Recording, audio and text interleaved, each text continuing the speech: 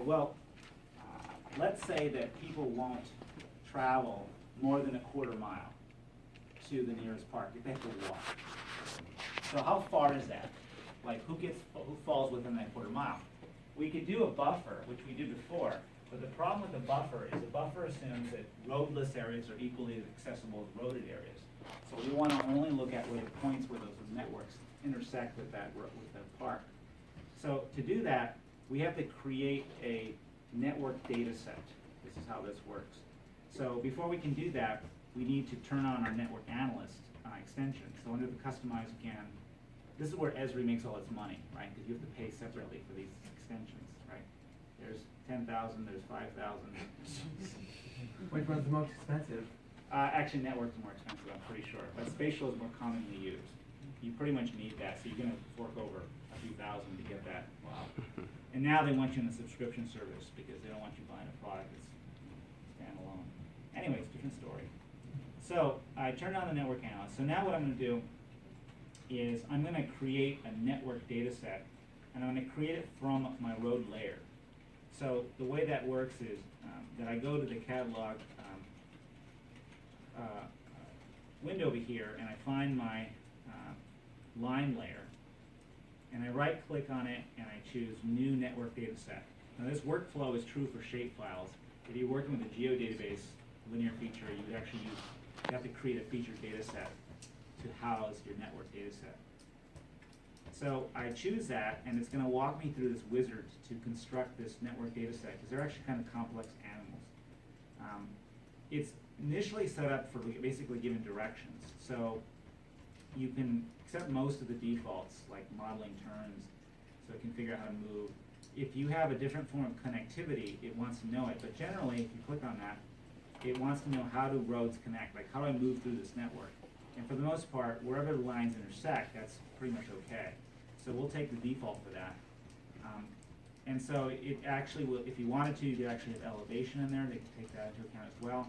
But the most important thing about a network is what's called the cost values. So in this case, we're using distance as the relevant unit of measurement for it to figure out how far is too far, or how far do you want to go, how long will it take to get somewhere. But if you were trying to measure, for example, driving time, you'd have to calculate ahead of time a field that had driving time. So you have to figure out how fast can you move on that line segment, and then figure out like how long would it take to travel across that length of distance. So you could incorporate walking time, driving time, whatever you want, but you have to do it ahead of time. For the moment, we're going to just use distance, simple meters distance, as our cost, because that's how it's going to figure out distances. Yeah. I apologize. I just have to leave. Go ahead, Ethan. I'm sorry. Yeah. No. Sorry. Yeah, I'm just almost done. But go ahead. Sorry, I have to leave. No. So it wants to do driving directions. We don't need that. So it gets all these parameters. We'll just take it. So we took all the defaults. We didn't change anything. It says, do you want to create it and build it now? I said yes. So it'll go through. Do you want to add features? Yes. So it'll create this object, this feature class of networks, which includes both the line segments and the junctions, which are the points that are all over the place. These are the points where the lines either change from one line segment to another or intersect. And that's actually where turns can happen as it moves through the network. So that's what that is.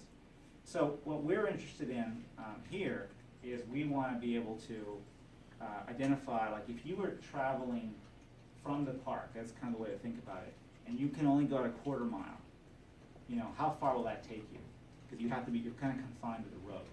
So what we're constructing here is what's called a network service area, which is essentially the buffer, but it's constructed only along the network. So it presumes that you can't move outside the network. So it's a little more realistic than just saying, as the crow flies. So the way that works then is that we need to specify, where our origins are from. And we can do that kind of manually, or we can kind of let it do it for us.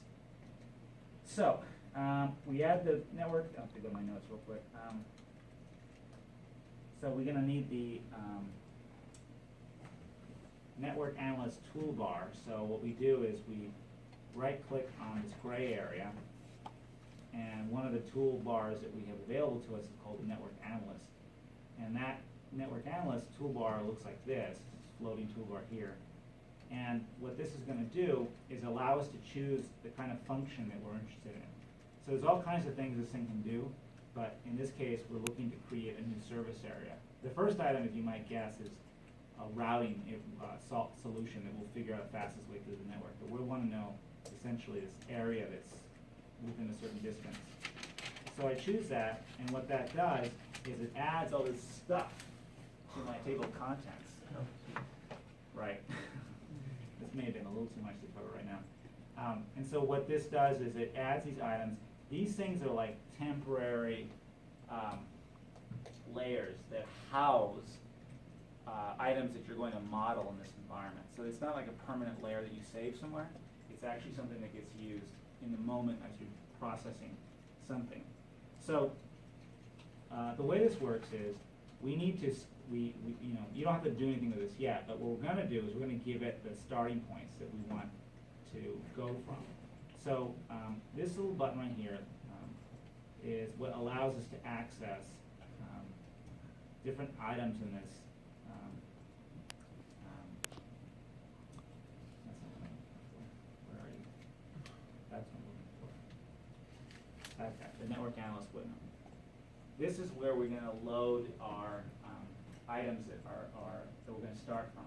So here, what we're doing is we're going to specify the facilities, which are basically starting points from which to measure something.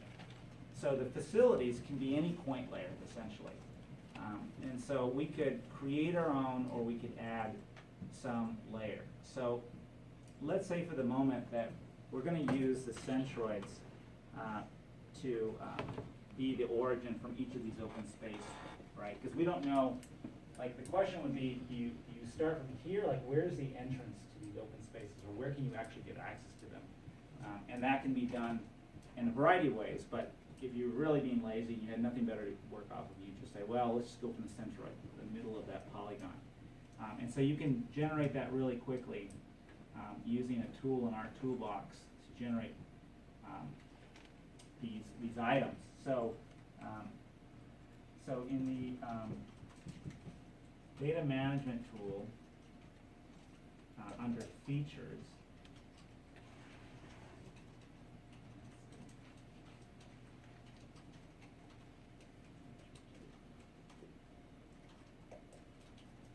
feature vertices to points. There we go.